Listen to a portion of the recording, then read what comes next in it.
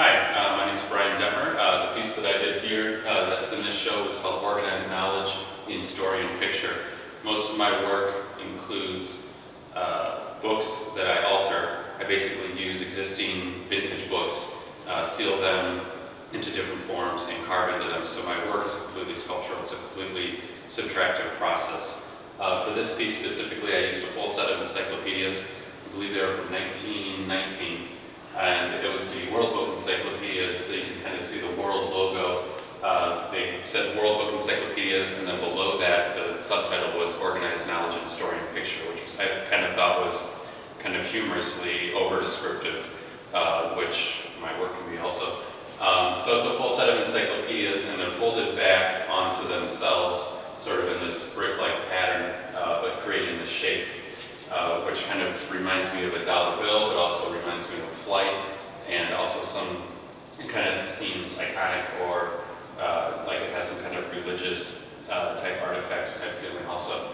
But basically the front cover is pulled back, and that way it's connected to the previous book, and it basically goes from A through Z down to the bottom. You can kind of see the backside of the zebra right here.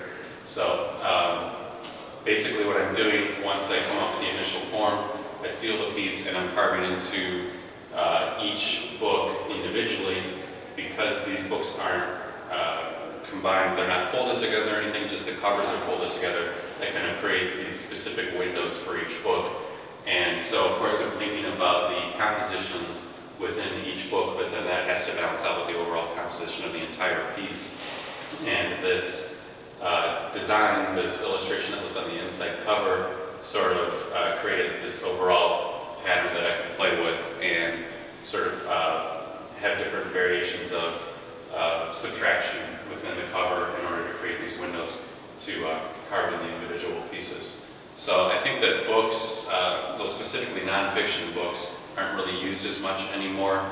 They're not as functional as they used to be, and I think that it's such a rich material and it has such a rich history, and it has so much meaning to us that we never want to throw away books, but they're not functional anymore, so they have kind of been delegated to the status of just already being, existing as some art does. It's sort of like a trophy of intellect. It's something that says, hey, look, I have a full set of old books and they look nice and they're aesthetically pleasing, but they're not functional anymore. So for me, I think that's sort of an opportunity to explore what's happening with books now that everything's digital, and sort of celebrating that material, and also questioning what is happening now that everything's digital. Things are less stable. We always see books and we think of them as solid objects that will never change, and you can have a paperback book that will last 200 years, but now we have digital information that won't even last 2 years. So everything's kind of slipping and being erased and being excavated from our memory. Now that everything's less tangible, not as physical. So in a way I'm I'm thinking about that and applying that to analog materials that we normally take for granted as being solid and non-changeable.